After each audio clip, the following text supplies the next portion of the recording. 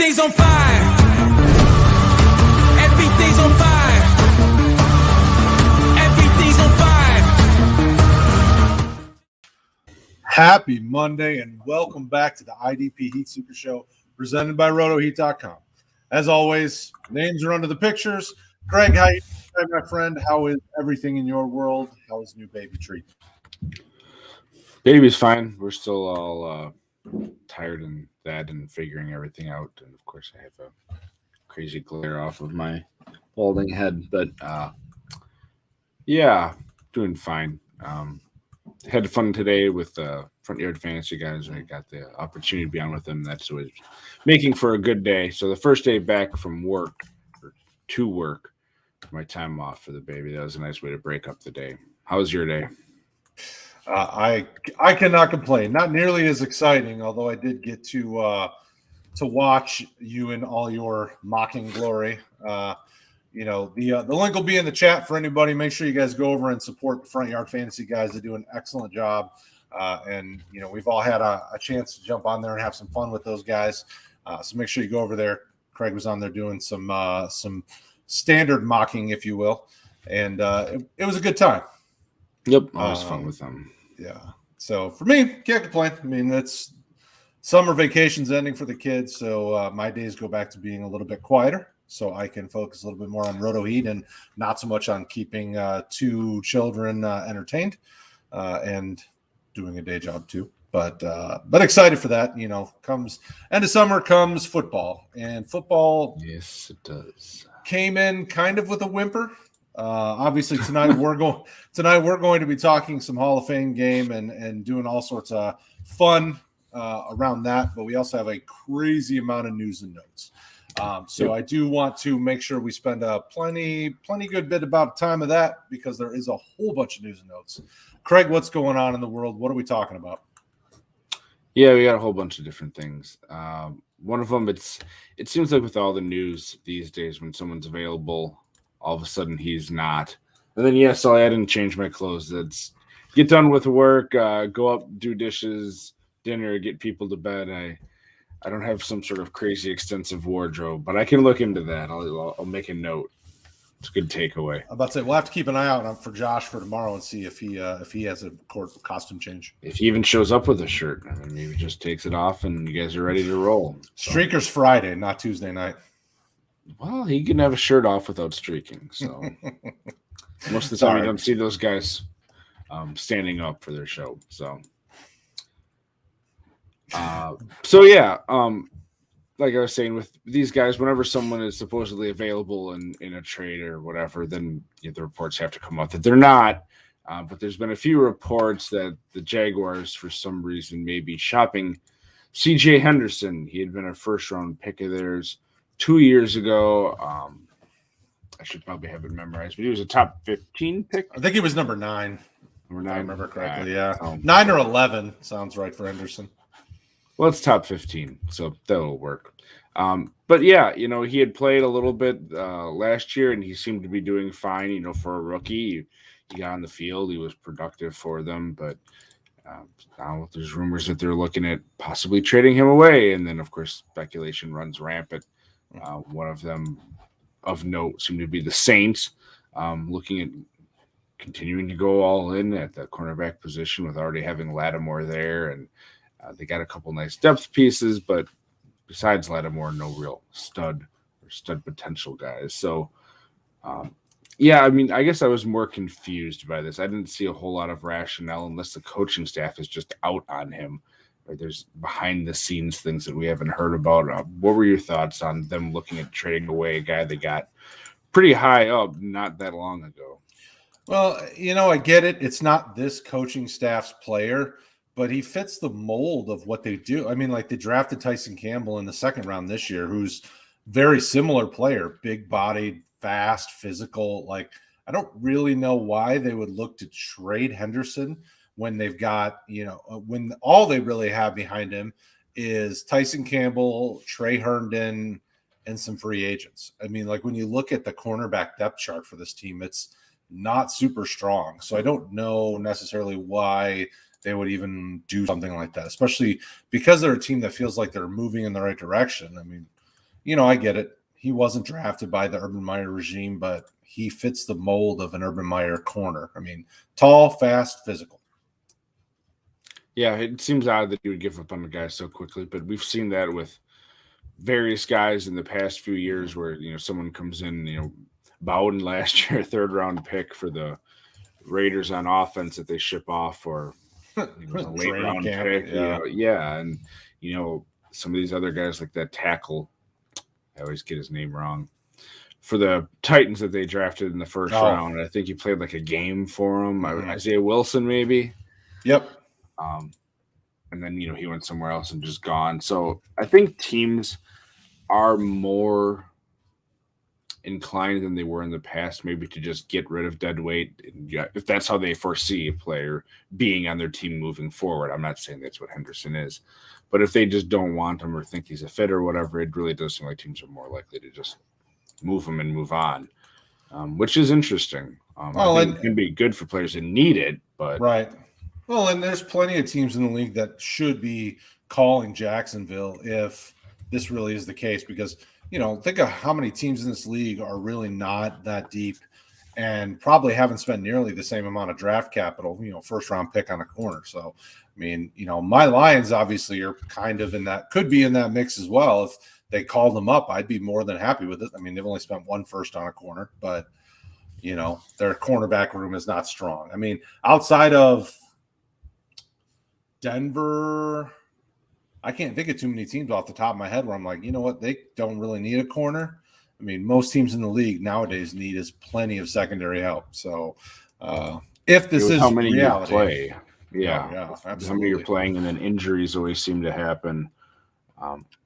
Even teams that seem to have, like you said, good starters, once you start looking at those maybe 3, 4, 5 spots, it starts to get bare, we'll call it, fast. So absolutely. So yeah, that was an interesting one. I mean, does it really have IDP implications? Maybe, if he goes somewhere and he starts opposite Lattimore and Lattimore plays, he might be a guy again that you'd be picking up to target off of waivers or something. But by and large, you all know our opinions if you've been watching for any amount of time. You can really just pick up a corner and go with a guy streaming weekly or just streaming for the year if you find a good one. So. Absolutely. And it looks like we have some more cornerback news. What else is happening in the world of the corner? Yeah, we were sort of having this conversation a week or 2 ago about Xavier Howard, and he actually got what he wanted, where the team did not deal him, and he seems to be very happy now with the contract sort of add-ons. He had $3.5 million incentive guarantees for the next 2 seasons. They took away $93,000 in fines, and he can earn $13.6 million total this year, which is, like it says here, a nice pay raise over the $12 million he was due.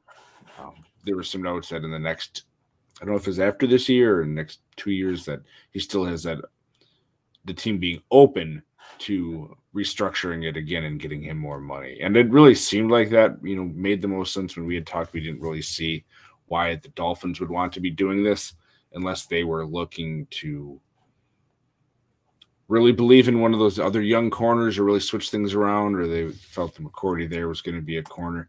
Didn't make a whole lot of sense to us, and apparently both sides felt the same way, and they both seem to be happy now. But that's probably one we didn't really mention, but a good cornerback group with a couple nice guys, young guys behind them, a little bit of veteran depth. And again, certainly if they could get CJ Henderson for cheap, I'm sure that they would do it too. But a cornerback group, they don't really need a whole lot of help there now that they have him and Byron Jones as their main 2 guys locked up.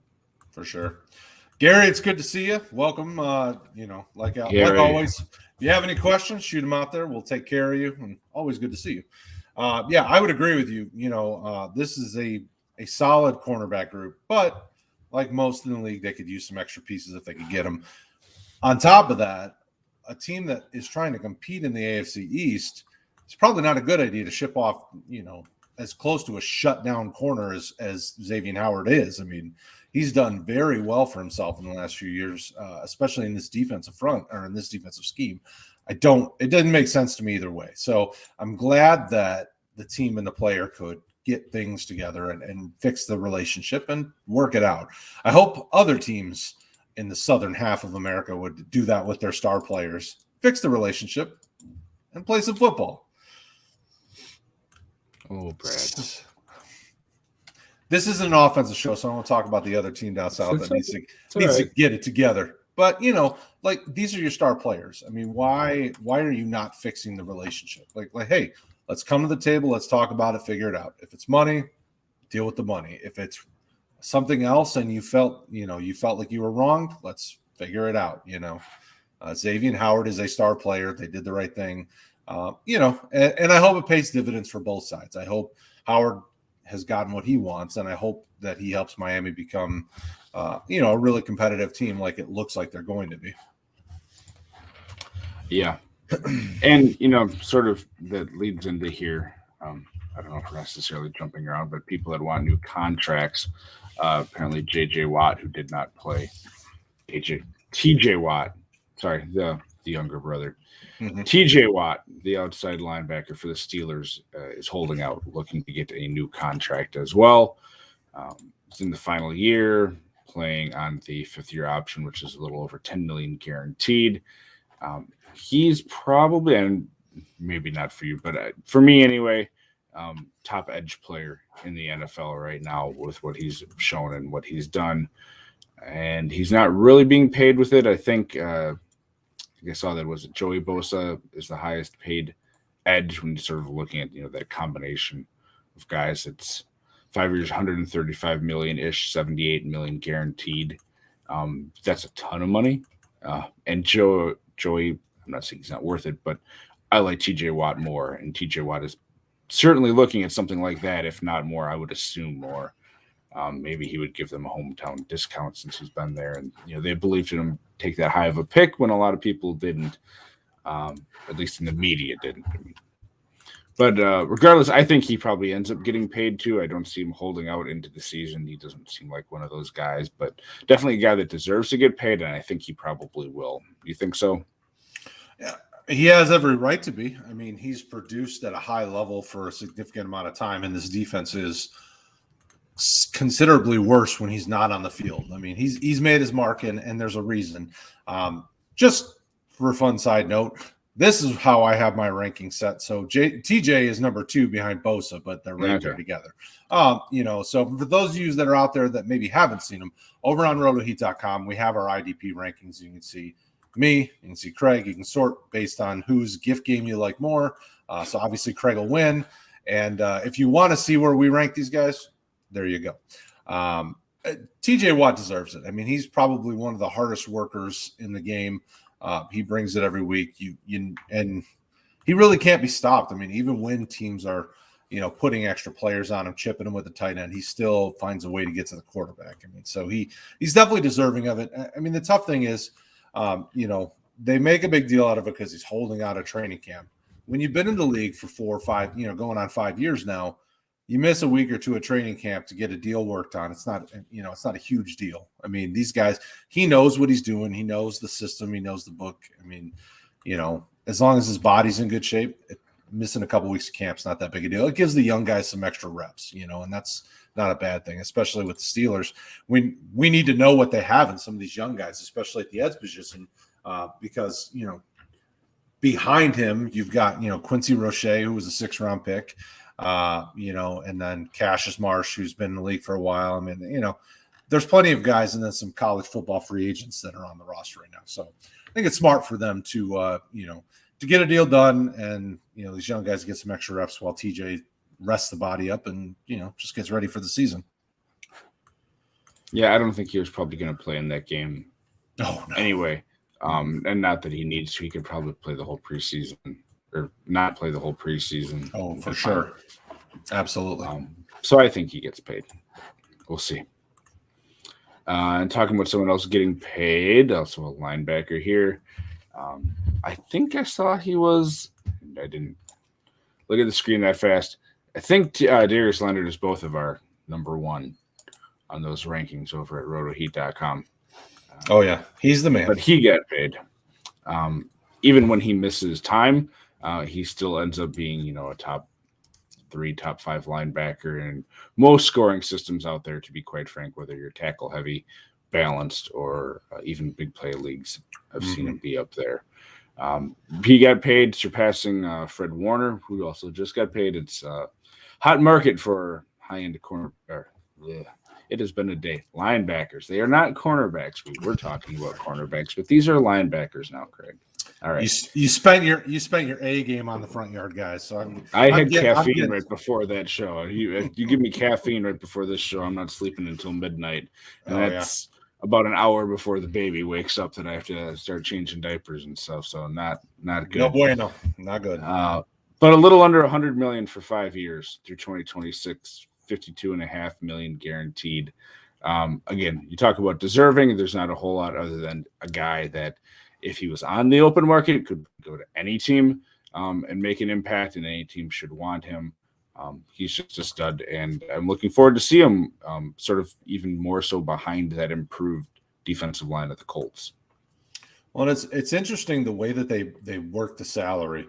So after 2023, they have an out in 2024 where they only have $8 million in dead cap. I'm looking at Spot Rack right now, looking at the salary breakdown. It looks like 2023, he's got a $14.7 million dead cap, and then after that, it's $8 million, then $4 million, then nothing in 2026. It's interesting to me to see how they work the contract. Typically, when you see really front heavy like that, it's a guy who's older who they're just trying to take care of, and then they have an out when he's getting ready to retire.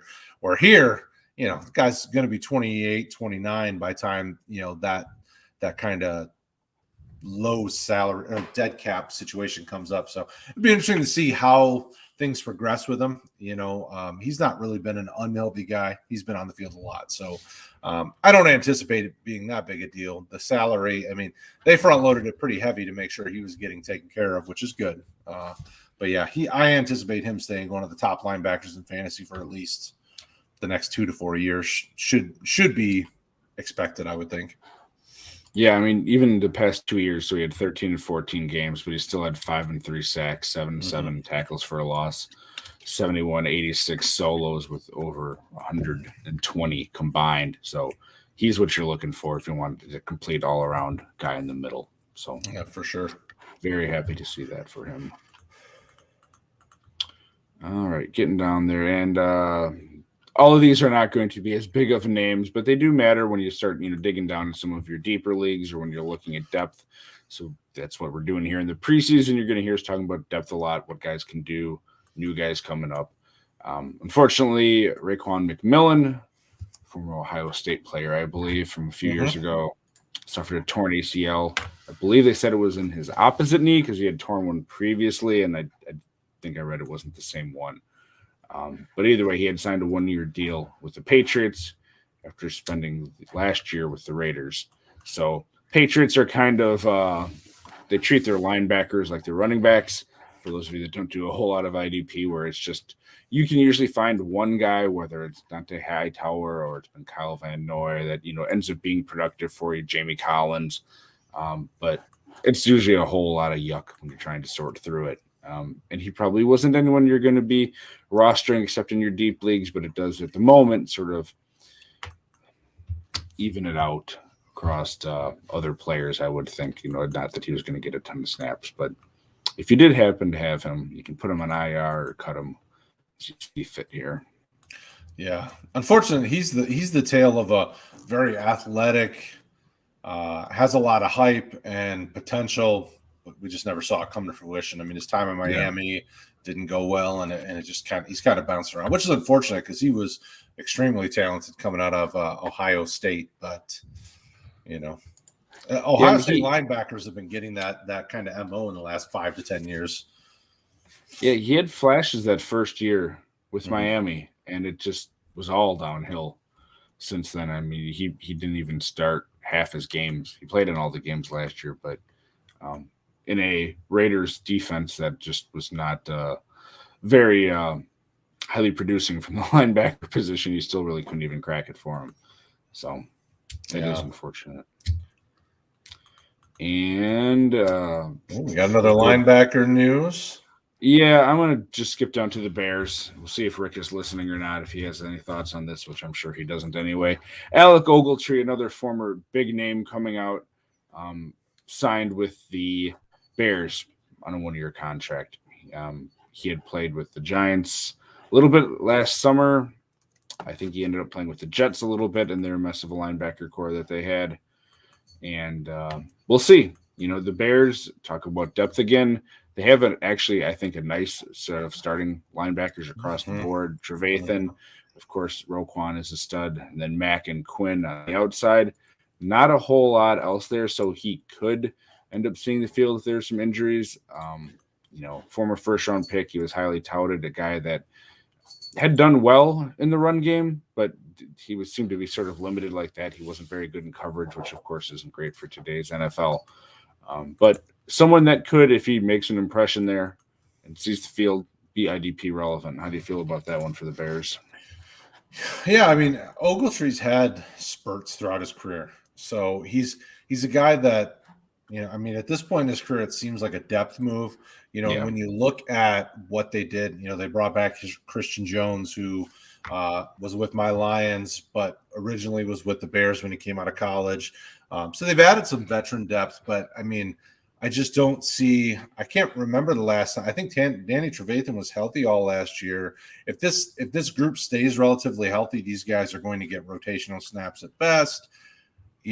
More like names to keep an eye on. But Roquan Smith was healthy. Trevathan, I'd have to verify, but felt like this team stayed pretty healthy in the linebacker group. So it feels more like veteran depth to ensure the guys stay fresh, especially because it's a longer season, adding a couple extra weeks in there. So was talented at one point, hasn't really been IDP relevant in a few years. Yeah. But again, he's an injury or two away from being relevant, so it's always good to keep an eye on some of these guys that get signed at camp. Someone that wasn't signed, but I have to assume, unless he's just completely washed, which I don't think is the case, KJ Wright was visiting the Raiders of Las Vegas, and that is a team that could use linebacker help. They have some guys there like Morrow. I may or may not have an article about him coming out here. Littleton, who just looked completely lost, playing a different position than what he had with the Rams last year. Kwiatkowski looked really nice, but he had been hurt, and he's sort of not played that season-long position before. Starting all the games, he'd been a reserve for most of his time in Chicago, spot starting when needed. Put him in there, and he had gotten hurt. So hopefully he can stay healthy because I do like him there. But they certainly do need some help, and it'll be behind what I think is an improved defensive line. They've been adding a lot of pieces there, and we'll just throw this in there too. Gerald McCoy, not that he's going to completely change that defensive line for him, but at a 1-year, $2 million contract, he didn't play last year because he had gotten hurt in Cowboys camp and just sat out the whole season because of that. McCoy's a guy that's still in spurts, can get some pressure from the middle for them, I think. And, they have Yannick there on the outside to pair up with probably Crosby. Solomon Thomas was brought in. I really like that defensive line from a real-life perspective, which should help those linebackers. And someone like KJ Wright, we've seen what he can do next to Bobby Wagner. And if he was sort of the guy or even playing second banana to any of those guys in the Raiders, I think he could end up being startable in deeper fantasy leagues. And by that, I mean, if you have a flex linebacker, if you start 3 in a 10-12 team league, not every week, but he could definitely be a spot starter for you if he ended up getting starting time with the Raiders. Yeah, it's an interesting. I think the biggest thing that'll help a lot of the guys in this defense is that they brought in Gus Bradley to run it. Yeah. So it's going to look a lot different. When you look at the type of scheme that Gus Bradley runs, not a lot of blitzing. So he's going to expect his defensive linemen to get the pressure on the quarterback. So I think that's good for depending who, like you talked about, who the edge guys are, Yannick, Crosby, Cleveland Farrell. He's going to expect those guys to get upfield and to get the pressure. I think a guy like Gerald McCoy will help everybody just from his veteran leadership, his ability to help these guys know how to use their bodies, techniques, all the different things that McCoy's done over his years. Because he was dominant for a good significant part of his career. Yeah. But the way Bradley's defense is typically, obviously it may not be exactly this way, but it's a lot of zone concepts and a lot of expecting your linemen to do the attacking and getting that pressure. So you're going to see a guy like Littleton hopefully get back to things that he's a little bit more comfortable with. I think he has the potential for some pass breakups, maybe some interceptions, some things like that. A guy like KJ Wright really fits this scheme nicely.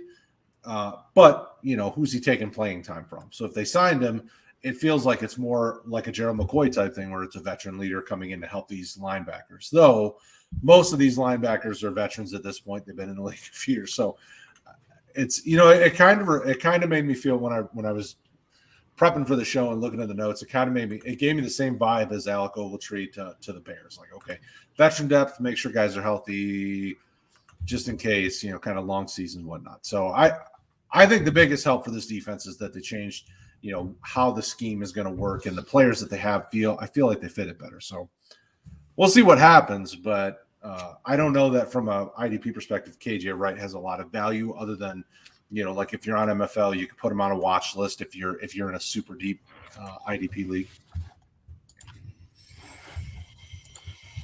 Alrighty then. I think that's really it for news and newts. Don't forget about K1. Did we talk about K1 Alexander? Oh, no, I didn't. Saints signed him to a 1 year, $3 million contract. Getting back with the team. Making it rain to come home. Or I was just like, go back to where he was last year. He didn't play that long. He played, a couple games? Yeah, he wasn't in a lot of them that I remember. I'd have to pull up the snaps from last year. But he got moved there, and then he got hurt right away. It was week 16, so. Yep. Yeah, I think because he was a trade deadline move. Yeah. They felt they had enough in Greenlaw that they didn't need to be having him with the 49ers anymore. Yep. And I think it's an interesting move. It's tough because, the new hotness, Pete Werner is there, so everybody gets excited about the rookies. Well, rookies take time to develop and aren't always ready immediately to make a big impact. So a guy like K1 can help Pete Werner because if I understand correctly, they're probably going to be in a very similar position playing off the edge and both on the weak side, so it's like, okay, maybe K1's brought in to help mentor, but also help fill in the gap while they're trying, because this team still feels like they have playoff aspirations.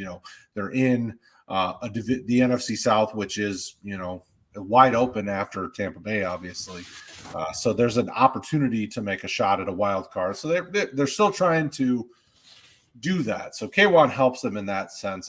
From an IDP perspective, I don't necessarily think it's super helpful to your team because I would go for the younger guy in Pete Werner if I was taking a shot on a player for long-term value, at least. What do you think? Yeah, I think it probably says more. Just from what I've seen about where they're talking about him potentially playing more about Bond, that they're not completely happy with him. Warner, I don't think they really know what they have. And those two guys are different. Bond was more of a guy that you'd want doing more of the rushing the passer than Werner, who's more of a traditional type of linebacker. And I could see him down the road. It won't be this year, maybe taking over for Davis. So, yeah, if it's about anyone, I think it's probably about more so Bond, but maybe they just want veteran depth there too. They aren't giving him a lot of money. He's one of those guys that, we talk about all the time, this whole injury thing, are people really injury prone?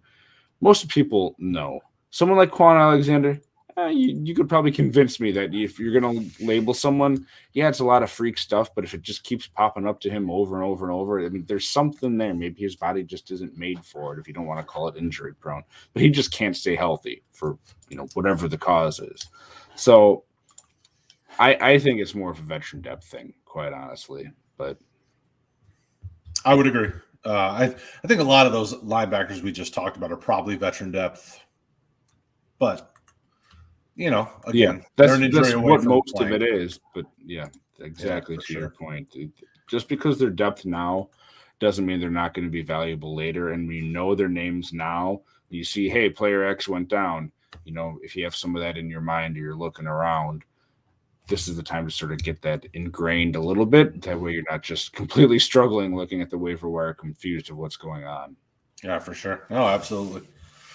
All right. So I think that's all the news and notes. Half hour in, we got through the news. But it's training camp. It's that time of year. I do want to point out that if you guys have questions, that doesn't just have to be defensive related. As always, shoot them over. We'll take care of you, and we'll talk about it and get you taken care of. We do appreciate you guys hanging out with us tonight. I know you have plenty of things that you could be doing, but you choose to be here with us. We love you guys for that. So tonight we wanted to just kind of recap what we just watched on Thursday night. I know it was hard to watch and it dropped off very quickly. The excitement of football's back to, this is sloppy. It's some form of football. Kalen Balaj scoring touchdowns, sloppy. And, it was fun. It was exciting. And there were, I think, a little bit of nuggets to take away from it. We didn't see a lot of the top tier guys, but, both sides had some of their star type players in. Rookies played. Najee Harris was in for a fair amount of time, and Parsons played some. But I want to start with your team, because I know you're going to look at them a lot differently than any of us will. What did you take away from your team that played Thursday night? America's team. That's right. The Hard Knocks team, the Dallas Cowboys. How did you feel about it? Once the nickname is given, the public doesn't get to take it back. So sorry, guys. I'm sure Brad would be fine with it, but if you want to get rid of the Titletown USA nickname that Green Bay somehow got, that makes no sense at all, because literally they have one pro sports team. New York, Boston, a couple other places. Chicago might have something to say about that. Detroit. That's not why we're here. They do have probably more combined than Green Bay. I haven't done a count, but if I had to guess. Hey, if the 50s count, Detroit's got lots of championships. I've argued that with people.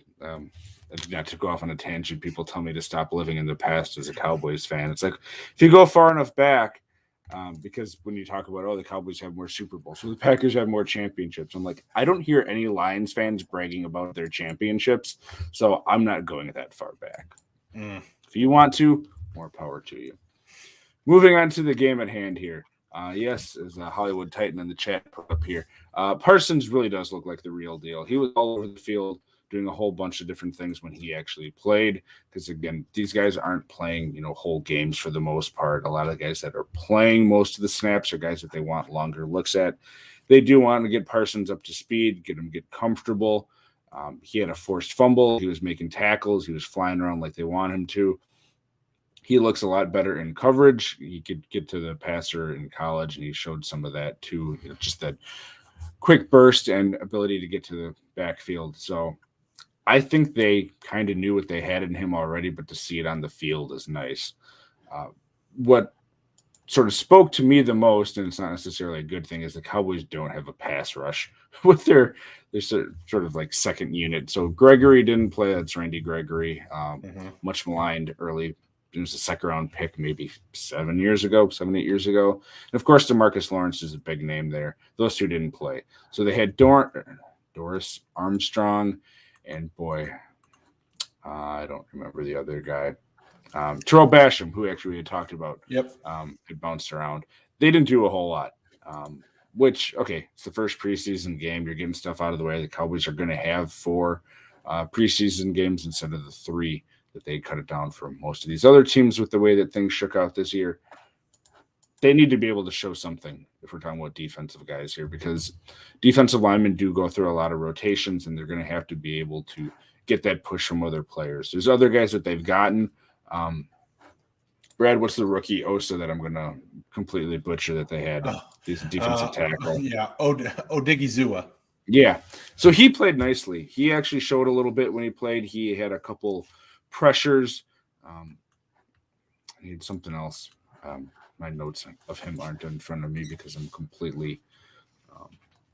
He had he got a tackle in there. I mean, he's he definitely. But he graded well for the Cowboys if you're talking about people that performed well for him on that defensive line. So that was nice to see. But there just wasn't a whole lot, which they're going to have still a young secondary. Yeah, maybe their safety is not so much, but the cornerback specifically is a really young group. And if they're going to give those guys some relief in a division that 2 out of the 3 teams, and if Eagles fans want to argue that they have a lot of firepower, I'm not one to have the energy to argue with them. But they should be improved over last year, certainly, I would think. It'll be a fun offensive division. And my point is, if their cornerbacks are going to be able to hold up against some of these teams, they're going to need to be able to get more of a pass rush. And if their second team is not capable of that, that's going to spell problems for them. So that was the biggest standout. And then going off of that quickly, 3rd round pick, I believe, Sean Wright, actually, he got burned on one big play. But other than that, he had a really good night for him. I think he might have led the team in tackles too, or he was up there. Yeah, he did 4 tackles, an assist. Yeah, he was pretty heavily so involved. He played well. Yeah, and then Reggie Robinson is another safety they're having a look at, who is probably just going to be a depth piece. Had a nice game. So, yeah, there was positive stuff. It was a boring game, like you said, for the most part. I actually got my $5 free over on DraftKings. And I doubled that up, maybe, by taking the Steelers defense because I figured they were having more of closer to their complete starters against what I foresee as a worse sort of, as odd as it is to say, when you're talking about Dwayne Haskins and some of these players, Mason Rudolph. The quarterbacks on the Cowboys and those second units looked a lot worse going into the game and after the game. Steelers defense. Yay. I think any of the Cowboys' backup quarterbacks look better than Mason Rudolph, though. I mean, I had posted in our Discord for anybody who isn't over there. You should join up. It's a fun conversation we have. I posted, why is Mason Rudolph playing football? I mean, Dwayne Haskins already looks better than him, and Dwayne Haskins hasn't looked good in the NFL. So it was a rough night, but it was fun. I thought there were some interesting things that we got to see. We got to see what Highsmith on the edge. We got to see Cassius Marsh on the edge. Both those guys got sacks. They got around and they looked good bend, good physicality. I really like the way that these guys are looking even early on in training camp so far. We saw Spillane again get heavily involved. I think he's a guy that could still see significant action at points throughout the season because I think he proved last year that he's a valuable piece. I mean, the kid is a hard worker, and he has a nose for finding the football and finding the runner. I will, on a fun side note, say that the guy who led the Steelers in tackles, Miles Killebrew. Former Detroit Lion, man. And he was so, like, the unfortunate thing with Killebrew is he was so miscast. Like, if he was like 10, 20 pounds heavier when he came in the league, he would have been a fun linebacker because he was just a rocket, very fast, very physical, but he just wasn't. He didn't have the range to play safety like Detroit was trying to get him to do. And so now we'll see what Pittsburgh does with him. But like Titan said in the chat, I mean, Parsons looked awesome. I mean, he looked just as fast, just as just as intelligent as we saw throughout his collegiate career. I think he's going to really up the Cowboys defense in a big way. Him and Smith on the field. I mean, they could easily just play those 2 linebackers because those 2 could play halves and cover their half of the field. I mean, the way that with as fast as those guys are, I know they won't necessarily do that in a Dan Quinn defense, but you could and focus more on having maybe an extra edge rusher out or having an extra DB. Like there's so many things you could do when you've got that much speed and athleticism at the linebacker position. So it'll be cool to see. I hope that as we go through the preseason that we see. I want to see Bradley and I in a heavy way. I want to see because I think he fits this defensive scheme really well as an edge rusher. I would love to see him across from DeMarcus Lawrence instead of behind DeMarcus Lawrence. But I don't think that's going to happen, but that would be my preference if it were up to me. But it's not up to me. I don't run the Cowboys defense. You don't? Do you want to? Just kidding. Heck, absolutely. I would love to be in the NFL. Yeah. That's the great thing is Dan Quinn is a very good defensive coach. I mean, That's what got him to a head coaching position. Like he's very good with that defense. And you could see it early on. The guys are picking up the scheme well. They're rallying behind him. He's a very good teacher. I mean, and even in his time in Atlanta, I mean, he had a time where he was really on the upswing. I mean, these last couple of years, I don't know if it's just the disconnect between him and the front office, but they just weren't bringing in the right pieces to take Atlanta to the next level. So I think this is a great spot for him.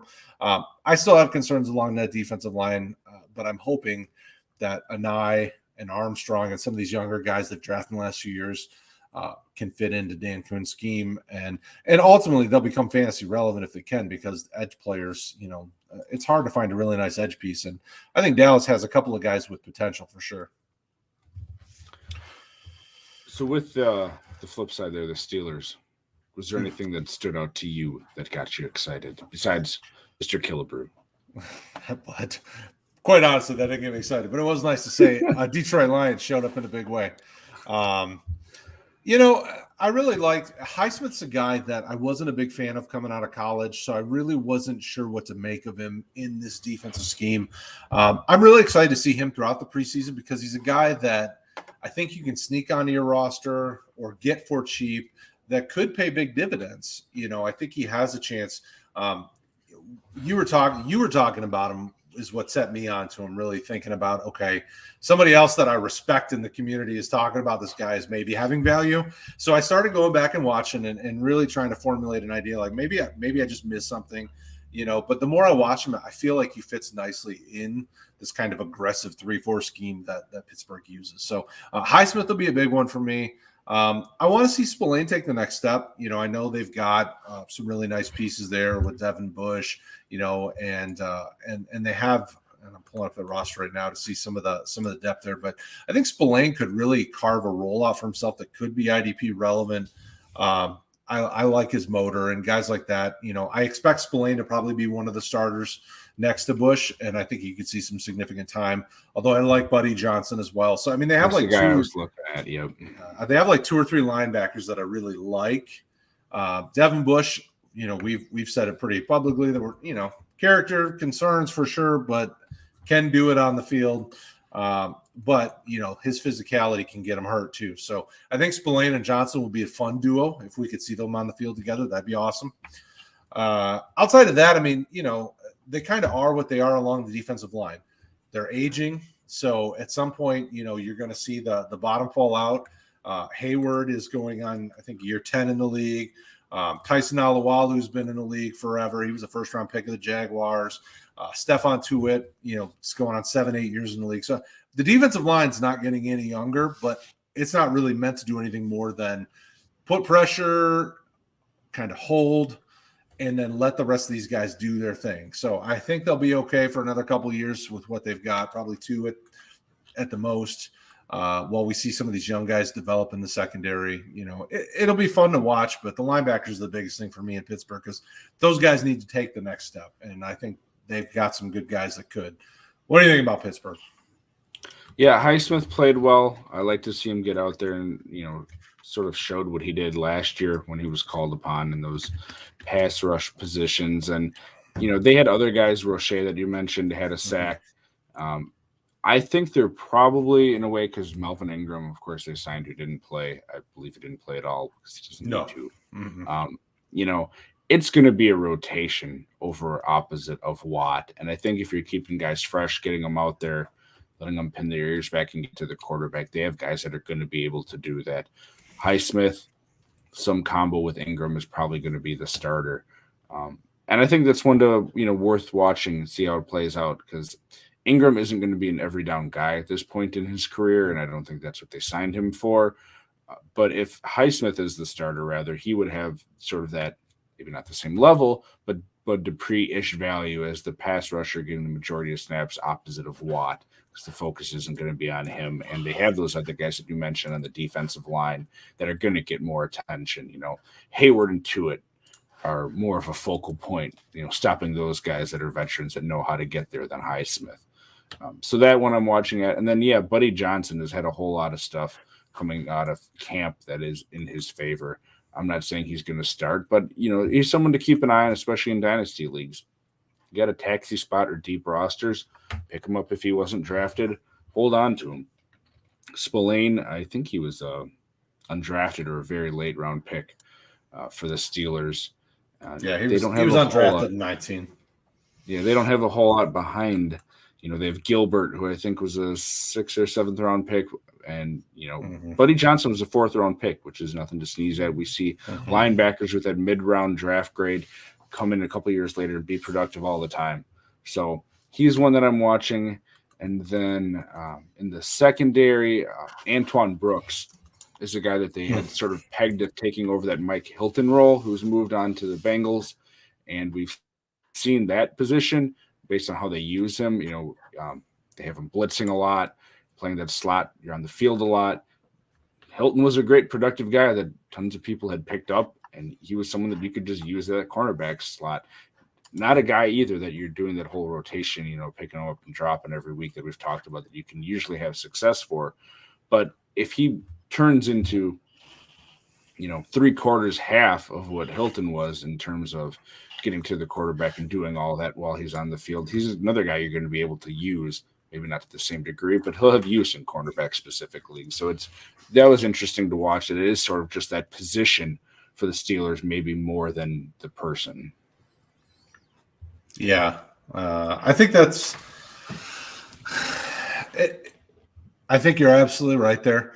I think they've got – it's so hard because the way that this team is built, a guy like Brooks could see a significant amount of playing time. And, I don't want to say the next Mike Hilton, but that role is very fantasy relevant, Yeah. I call it the Mike Hilton role, but it's more of the nickelback on the Steelers roster because before Mike Hilton, there was another version, that nickelback role tends to get picked on a lot because those, the way that their corners tend to work the field, it really funnels the quarterback to look more towards, the kind of the middle of the field where that nickelback's going to be playing. So a guy like Brooks could be very, very fantasy relevant.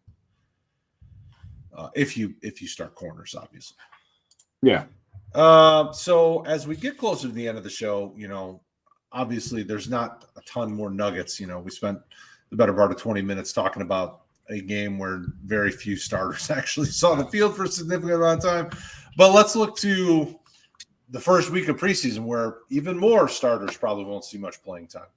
Thursday night, for those of you that have NFL Network, you'll get to watch Washington take on New England at 7:30. And then the Steelers play the Eagles, which probably won't be aired, I wouldn't think, unless you're local in general Pennsylvania area. But I'll be watching the NFL Network coverage because YouTube TV got NFL Network. But what is there as we're going into this first week of the preseason? We've got a condensed preseason schedule. We get 3 weeks. Yep. What are you hoping to see? Typically preseason, you're getting a lot of you're getting a lot of vanilla looks from teams. Some teams, I think it'll be interesting to see because we have a shorter preseason by a week, see how teams treat it. Is this preseason week 2 for teams now because we've lost a week and there's only going to be 3, or is it, what are you seeing and what are you kind of expecting from the preseason now that we have this new kind of normal for the NFL? Yeah, I think you're going to see more of these guys leaving out their starters, some of them not playing at all because they need more of those looks at those later round guys, potential roster bubble cuts. What do you have in them? How much experience can you get them just in like a training camp atmosphere? You got to get them on the field. You're only going up against your own team. And yes, I know they do some of these, mutual practices and things like that, but kind of like what they said in high school, because that's all the experience I have, practice, even if you're trying hard, does not simulate game speed for the most part. At the NFL, you rarely hear about these guys, and it's a big deal when you have a Joe Judge making these guys do wind sprints and getting guys to quit and stuff. There's a reason why that sort of stuff makes news because it's not common, and for the most part, I don't think players like that because they know how hard and violent those real games are, even preseason games. Maybe more so to a degree for some of these guys where that's their shot. You're going to get 10 plays tonight. You got to go make a name for yourself. You're going to see a lot more of those guys. So even someone like Parsons, I don't think you're going to see as much as maybe you would have prior they're going to have more of these depth guys getting reps, seeing what you have with them. And that's going to be helpful mainly in your deeper leagues. You know, if you're doing your standard 2 DBs, 2 DL, 2 linebackers, this probably isn't going to help you a whole lot, to be quite honest. If you're in a league where you start every position and you have 60 roster spots total with a taxi squad or something, yeah, I mean, it's more useful to watch these games, be writing down names to follow up with later, even if it's just going on Twitter. Like, I saw this guy make this play. I don't know his name. Let me go find out about him, dig into him. Following the beat writers is a great, and I don't know the account because I didn't plan on talking about this, but it's like 32 beat writers or something like that on Twitter that has links to all the different beat writers in the NFL and college. That's a great follow to just see who's making noise, who are the coaches talking about towards those end of the roster guys that are making a positive impression that they might make the team that you could stash away or be making yourself remember the name of in the future for when someone gets hurt. All of a sudden, this guy's being promoted to a starter. What am I going to do with them? So that's what I'm looking for in more of these games. And I think you can see that, in all of these games, what's going on. Even if we just talk about, you mentioned like the Steelers and the Eagles, that's another linebacking core in flux. Where they signed Eric Wilson. They have Singleton, Davion Taylor, who I know we had talked about last year, and he didn't do a whole lot. He's hurt now, and it doesn't look like he's really going to be playing.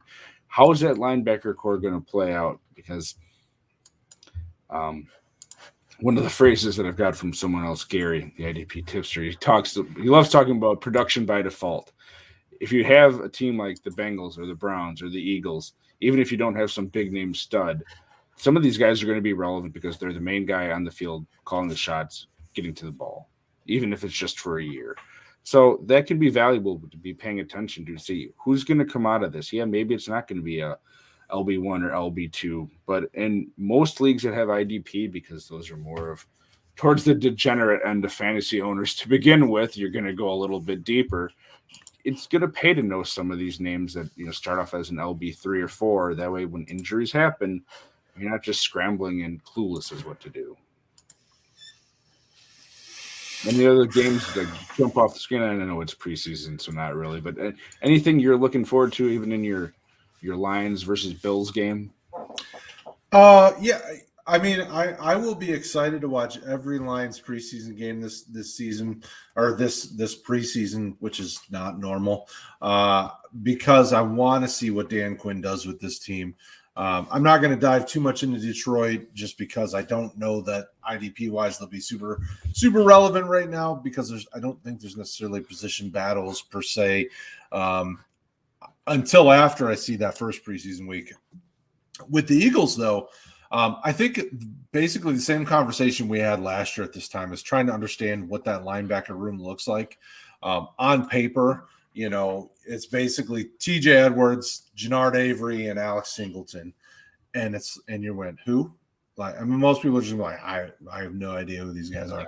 But probably 2 of these 3 guys will be IDP relevant and be guys that you could flex in on a regular basis or even potentially start on a regular basis. So it'll be interesting to me to see how they look. Now, the unfortunate thing is if Ben doesn't play this week, they're going to look great because Mason Rudolph stinks. So, that's going to be the tough thing is like, okay, how do you sift through and read the tea leaves? So for me, I want to watch Philadelphia's defense and try to understand if the guys are making the right reads, making the, doing their assignments. I mean, obviously we don't know what they're supposed to be doing, but, does it appear like they look lost on the field? Do they, or are they running and hitting and going with it without, kind of the read and react, not bouncing around, because you can tell when a young linebacker or a young secondary player maybe isn't necessarily on the same page with guys that know the play as well. So it'll be interesting to see these young guys in an expanded role. TJ Edwards was a guy, I think he came out in like 2019, maybe 2020. I don't know. He's still fairly new, but I liked him coming out. I thought as long as he was in a 4-3, I thought he could be an interesting Mike linebacker. He's not insanely athletic, but he's a good hitter, short tackler, could be a guy that racks up a bunch of tackles for you. So he's a guy that I'm really interested in seeing. When I look through the slate of games, I mean, obviously I'll be watching the Lions game Friday night because that's on NFL Network. So I'm pumped about that. But I don't, again, I don't know what to expect from it, but when you get to the weekend, I think there'll be some fun ones. The Chargers and Rams, was that Saturday night, I think? Yeah, Saturday night at 10 o'clock on NFL Network will be a fun one to watch.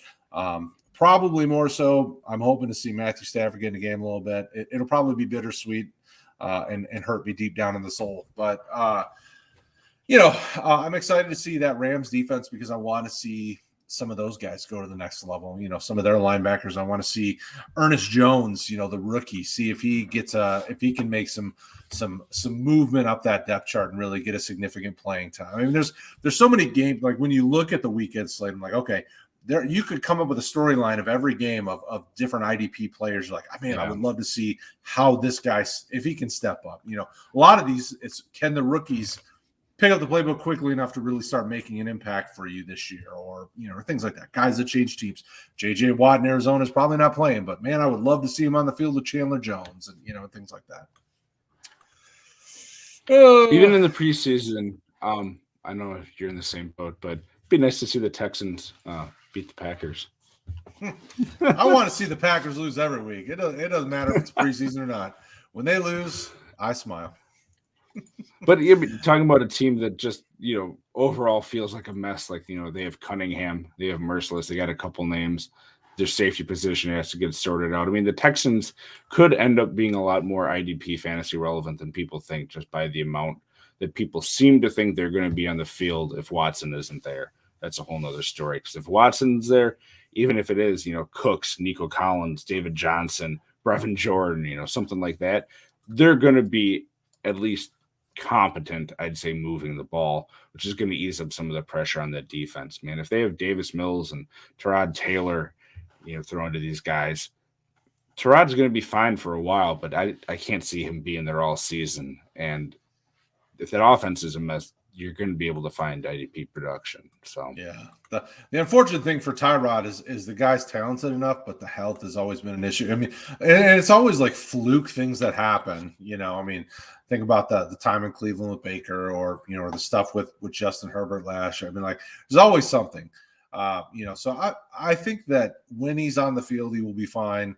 And they have plenty of playmakers to be able to be a capable offense. Now, obviously, you'd rather Deshaun there, but yeah, they have plenty of things. And if they want to lean on the running game, they could. They brought over Philip Lindsay from Denver. They had David Johnson. They have Mark Ingram. Rex Burkhead, Dontrell Hilliard from Cleveland. He did a little bit in a small period of time. I mean, so the offense definitely has plenty of pieces that they could lean on a running game.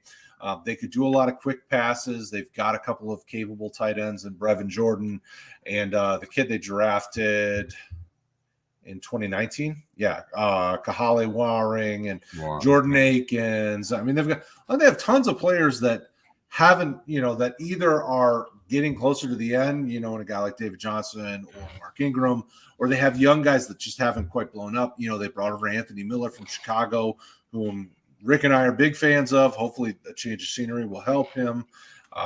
Nico Collins, a rookie, Brandon Cooks, who just, quietly always produces 1,000 yards, whatever, no big deal.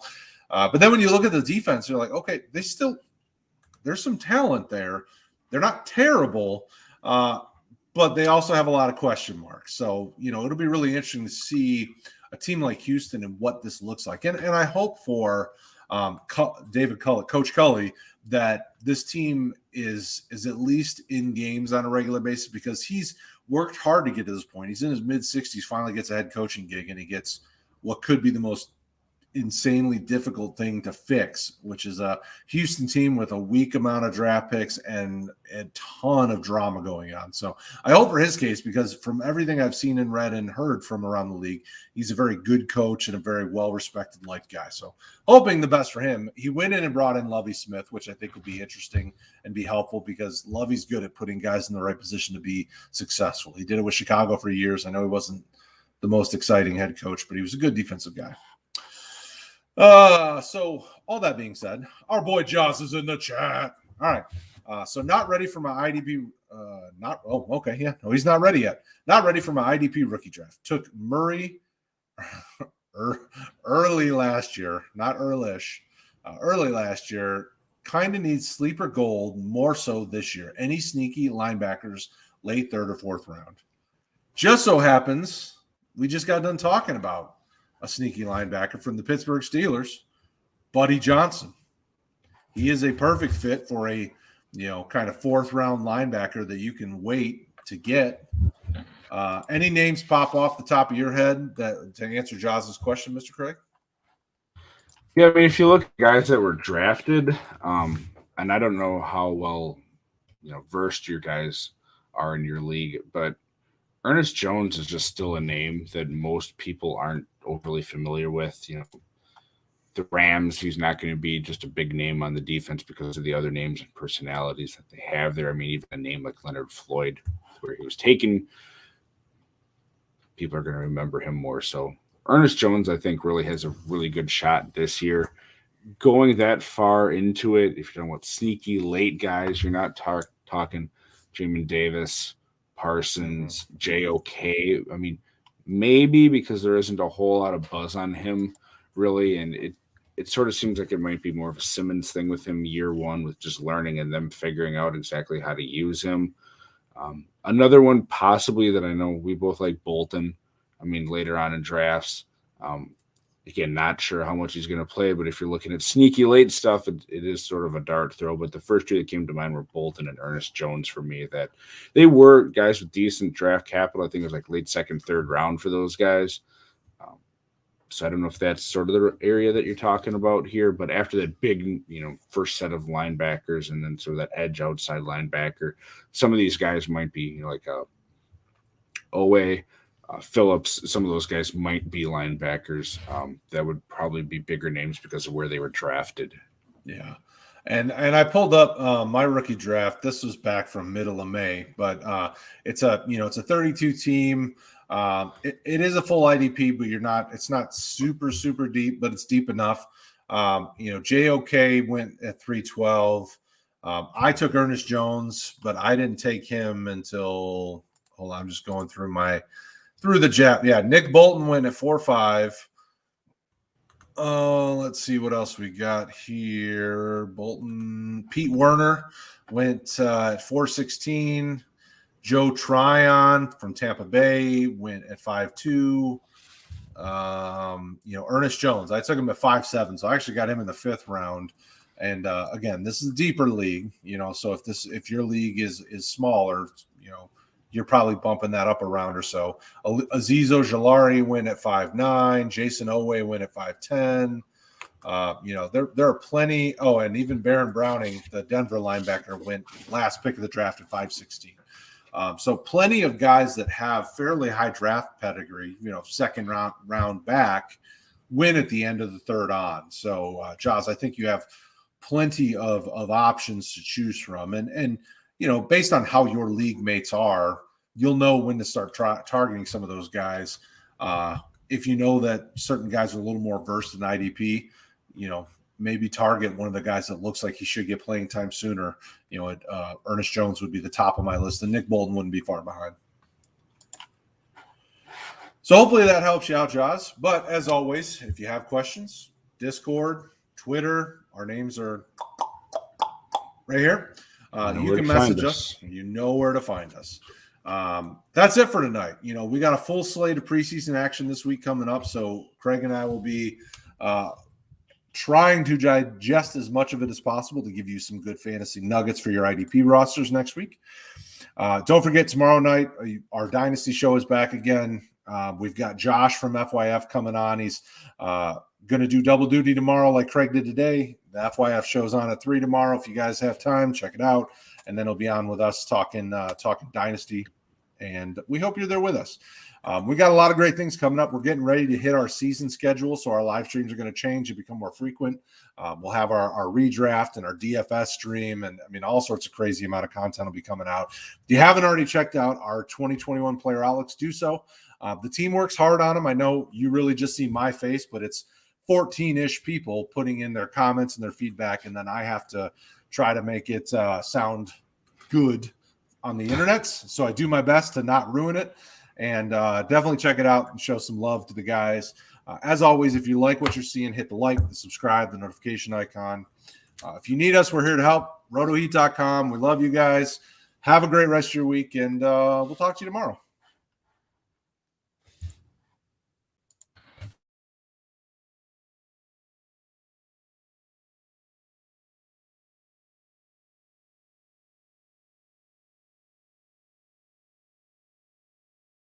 Also, right there, playlist.